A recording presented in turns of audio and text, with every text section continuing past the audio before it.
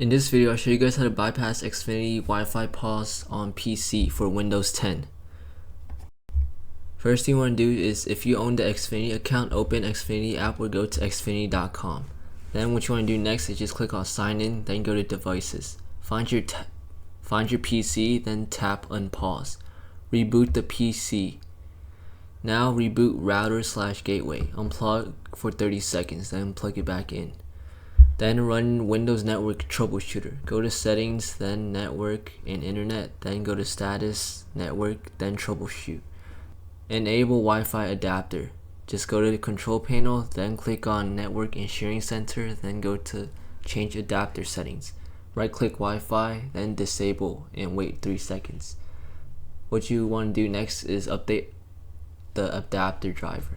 Go to Device Manager, Network Adapters, right click Wi-Fi adapter, then click Update Driver, then search automatically.